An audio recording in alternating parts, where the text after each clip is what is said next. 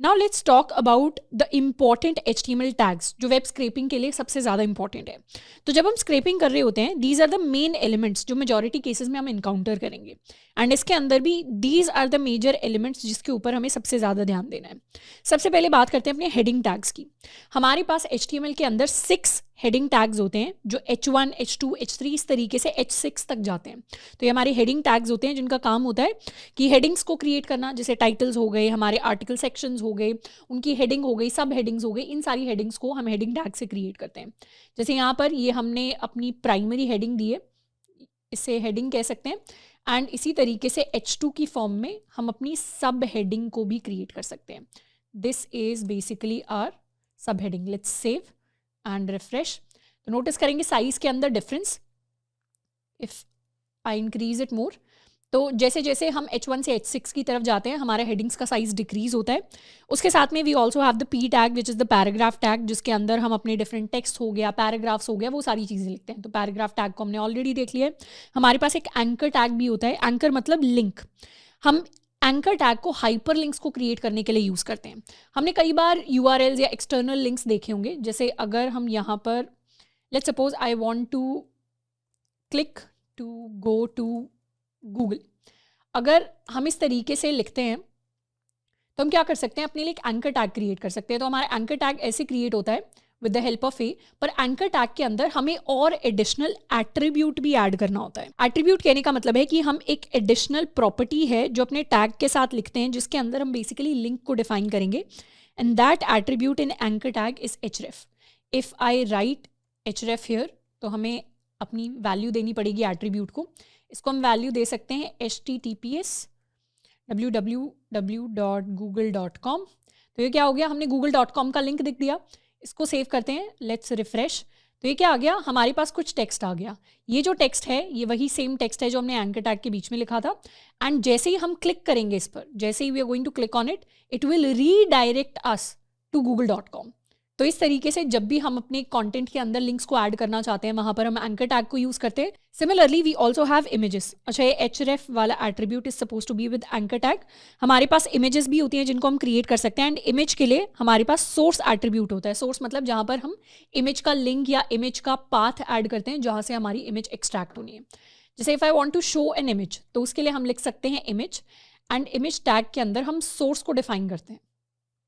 जैसे गूगल पर जाकर I can search for any image, Apple image जैसे हम सर्च करें इमेज ऑफ एन एप्पल, तो लेट्स सपोज हमारे पास ये इमेज है या ये इमेज है जिसको हम प्रिंट करवाना चाहते हैं। तो I can just copy image address and paste it in source. काफ़ी बड़ा इमेज एड्रेस है। लेट्स सेव इट एंड हम रिफ्रेश करेंगे तो हमारे पास कुछ इस तरीके से एक इमेज डिस्प्ले होकर आ जाएगी। हम चाहें तो इस इमेज को रीस्टाइल भी कर सकते हैं। स्टाइल करने का मतलब है कि इसका हम साइज़ छोटा कर सकते हैं, इसकी हम शेप चेंज कर सकते हैं, इसके बैकग्राउंड कलर को चेंज कर सकते हैं। तो इस तरीके की चीज़ें हमारी इमेज के अंदर की जा सकती हैं, इनफैक्ट दूसरे एलिमेंट्स के साथ भी की जा सकती हैं। पर ये जो है ये सारी की सारी चीज़ें CSS का पार्ट है। अभी के लिए हमें CSS एज सच सीखने की ज़रूरत नहीं है। CSS को बेसिक हम बाद में जाकर देखेंगे जब हम फ्लास्क के साथ काम करेंगे। अभी के लिए हमारा फोकस HTML ओवरव्यू पर होने वाला है। But this is basically how we can display an image in our document. उसके साथ में हम अपने डॉक्यूमेंट के अंदर टेबल्स को भी क्रिएट कर सकते हैं। मतलब HTML के अंदर हम टेबल्स को भी क्रिएट कर सकते हैं। जैसे these are the notes that I have given to you for HTML। इसके अंदर मैंने आपको एक सैम्पल टेबल का कोड भी दिया है। कुछ इस तरीके से हम HTML के अंदर टेबल्स क्रिएट करते हैं। टेबल के लिए हमारे पास टेबल टैग होता है। टेबल टैग के अंदर TR से हम बेसिकली टेबल की रोज को क्रिएट करते हैं, एंड TD से हम उसके कॉलम्स को क्रिएट करते हैं, and TH is basically the header of the table. So let's try to create the same table and एक बार देखते हैं टेबल कैसी दिखेगी। I am going to remove this image tag and let's create a table. Table के अंदर सबसे पहली रो के अंदर हम टेबल के हेडर्स क्रिएट करना चाहते हैं। तो टेबल का फर्स्ट हेडर, इसके अंदर हम नेम दिखाना चाहते हैं। सेकेंड हेडर TH के अंदर, इसके अंदर हम मार्क्स दिखाना चाहते हैं। तो ये क्या हो गया, ये हमारा फर्स्ट रो हो गया। लेट्स रिफ्रेश, तो हमारे पास नेम एंड मार्क्स प्रिंट होकर आ गया। अब सेकंड हेडिंग के अंदर कुछ इसी तरीके से वी क्रिएट अनदर रो। दूसरी रो के अंदर हमारे पास वी हैव टेबल कॉलम, तो इसके अंदर हम कुछ भी मार्क्स दे सकते हैं। एडम हमने दे दिया, यहाँ पर एडम दे दिया। We can have some marks, जैसे 95 हो गए। सिमिलरली हम एक और रो क्रिएट कर लेंगे। इसके अंदर वी कैन राइट ईव 97 हो गए, लेट्स सेव एंड रिफ्रेश। तो इस तरीके की टेबल हमारे पास क्रिएट होकर आ जाएगी। अच्छा, अभी इस टेबल के अंदर we can't really see the border, हमारे पास बॉर्डर नहीं है, लाइंस नहीं है, तो उतना ज़्यादा क्लैरिटी अभी नहीं आ रही, बट देन अगेन ये सारी की सारी चीज़ें हम CSS से ऐड कर सकते हैं। अभी के लिए हमें सिर्फ कॉन्टेंट पर फोकस करना है। So this is how we can create a table in HTML। उसके साथ में we also have other interesting tags, जैसे हमारा UL टैग हो गया। ये सारे के सारे टैग्स हमारी लिस्ट को क्रिएट करने के लिए होते हैं। जब भी हमें लिस्ट करने होते हैं items, UL is for unordered list, OL is for ordered list and LI is for all the individual list items. जैसे अगर मुझे बहुत सारे लेट्स सपोज फ्रूट्स की लिस्ट को प्रिंट करवाना है, तो यहाँ पर टेबल के बाद हम क्या कर सकते हैं, एक ऑर्डर्ड लिस्ट क्रिएट कर सकते हैं। ऑर्डर्ड मतलब इसके अंदर 1 2 3 4 या ABCD की फॉर्म में, हम नंबर्स की फॉर्म में अपने लिस्ट को प्रेजेंट कर सकते हैं। अगर हम फ्रूट नेम्स को प्रिंट करवाना चाहते हैं, तो जैसे हमारे पास मैंगो हो गया, we have maybe orange, we have lychee, and इस तरीके से we'll get an ordered list of fruits. इसी को अगर हमें अनऑर्डर्ड बनाना है, मतलब सिर्फ बुलेट पॉइंट्स चाहिए, तो वील यूज़ UL टैग, तो उससे हमारे पास अनऑर्डर्ड लिस्ट आ जाएगी। तो हमारे पास लिस्ट आइटम्स होते हैं। We also have div and span. Div and span हमारे कंटेनर एलिमेंट्स होते हैं। कंटेनर एलिमेंट्स का बेसिकली काम होता है बहुत सारे एलिमेंट्स को कंबाइन करके अपने अंदर स्टोर कराना। तो इसके अंदर हमारे पास 2 पॉपुलर कंटेनर एलिमेंट्स होते हैं, डिव एंड स्पैन। तो डिव एंड स्पैन की भी काफ़ी सारी प्रॉपर्टीज़ होती हैं।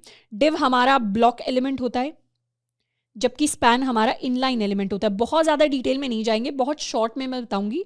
डिव को जब हम यूज़ करते हैं, डिव जब हम क्रिएट करते हैं, जैसे let's suppose table and UL दोनों को हम चाहें तो एक डिव के अंदर रैप कर सकते हैं।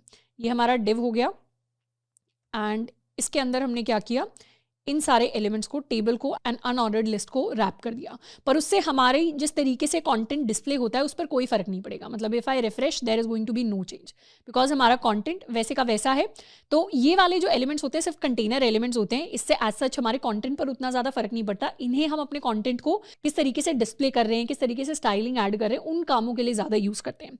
तो ब्लॉक एलिमेंट कहने का मतलब है जहाँ पर भी हमने डिव क्रिएट कर दिया, चाहे उसके अंदर बहुत थोड़ा सा कॉन्टेंट हो, फिर भी वो हमारे पेज पर पूरी स्पेस लेता है। जैसे एग्जाम्पल के लिए, if I click on this and if I look at heading, heading को अगर हम देखेंगे तो ये ब्लू लाइन पूरे पेज पर आ रही है।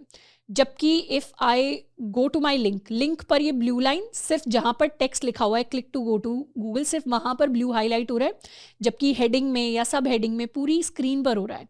तो जब पूरी स्क्रीन हाईलाइट हो रही है, इसका मतलब है ये हेडिंग, सब हेडिंग टैग या हमारा हेडिंग टैग हमारे पूरे स्क्रीन की विड्थ को ऑक्यूपाई कर रहा है, जिसका मतलब है कि ये एक ब्लॉक एलिमेंट है। एंड एंकर टैग सिर्फ उतने पार्ट को ऑक्यूपाई कर रहा है, उतनी स्पेस को ऑक्यूपाई कर रहा है जितने में उसका कंटेंट है, जिसका मतलब है कि वो एक इनलाइन एलिमेंट है। तो इस तरीके से we have different types of elements depending upon वो कितनी स्पेस लेते हैं स्क्रीन पर। So these are just generic containers. Plus हम फॉर्म्स को भी क्रिएट कर सकते हैं HTML के अंदर। फॉर्म के अंदर हमारे पास इनपुट एलिमेंट होते हैं, बटन एलिमेंट्स होते हैं, हमारे पास सिलेक्ट एलिमेंट्स होते हैं। तो we have a lot of form related elements. तो एग्जाम्पल के लिए यहाँ पर वी कैन सी कि हमने एक H2 हेडिंग को क्रिएट किया है, एक ऑर्डर्ड लिस्ट हमने बना दी है, एक पैराग्राफ है, एंड इन सबको हमने रैप कर दिया एक डिव के अंदर। तो बहुत सिंपल सा कंटेंट है। अच्छा, HTML follows a hierarchical structure, so tags can contain other tags. उसका हमने एग्जाम्पल देख ही लिया कि हमारी टेबल को जब हमने क्रिएट किया था, टेबल के अंदर टेबल रो का टैग आया, उसके अंदर हमारी टेबल हेडर का टैग आया। तो एक तरीके से क्या फॉर्मेट फॉलो हुआ, ऊपर से स्टार्ट कर देते हैं। HTML के अंदर बॉडी टैग है, बॉडी टैग के अंदर हमने क्या किया, table tag. In fact table tag के भी बाहर हमने एक डिव क्रिएट कर दिया, डिव के अंदर हमने टेबल टैग क्रिएट कर दिया, टेबल टैग के अंदर TR टैग है, TR टैग के अंदर TH टैग है। If we can see the hierarchy, HTML के अंदर we have the body tag, body tag में डिव टैग है, डिव टैग में टेबल टैग है, उसके अंदर TR है, उसके अंदर TH है, एंड यहाँ पर हमारी हायरार्की खत्म हो रही है क्योंकि TH टैग का एंडिंग टैग आ गया, TH एलिमेंट का। तो बहुत ज़्यादा हायरार्किकल फॉर्म में हमारा जो स्ट्रक्चर होता है HTML का, वो क्रिएट होता है। इनफैक्ट इस हायरार्किकल स्ट्रक्चर में अगर हम किसी भी एलिमेंट की बात करें, जैसे लेट्स सपोज हम इस डिव की बात करते हैं, तो डिव के ऊपर जो एलिमेंट्स होते हैं, जो डायरेक्टली ऊपर एलिमेंट होता है, उसे हम कहते हैं अपना पेरेंट एलिमेंट। जैसे हमने ऊप्स के अंदर पेरेंट क्लास, चाइल्ड क्लास की बात की थी, वैसे ही हम अपने HTML के अंदर इसे अपना पेरेंट एलिमेंट कह सकते हैं। ऊपर वाले जितने भी हैं उन्हें हम कहते हैं अपने एंसेस्टर्स, मतलब हमारे करंट एलिमेंट के एंसेस्टर। नीचे वाला जो भी एलिमेंट होता है उसे हम अपना चाइल्ड एलिमेंट कह सकते हैं, एंड जो डायरेक्टली साइड में होता है उसे हम सिबलिंग कहते हैं। जैसे हमें पता है HTML टैग के अंदर हेड टैग भी है, और हेड टैग पूरा क्लोज ओपन दोनों हो जाते हैं, फिर बॉडी टैग आ जाता है। तो बॉडी एंड हेड टैग एक दूसरे के क्या है, सिबलिंग एलिमेंट्स हैं because they are on the same level in the hierarchy. तो इस तरीके का हायरार्किकल स्ट्रक्चर है जो HTML एलिमेंट्स के अंदर फॉलो होता है।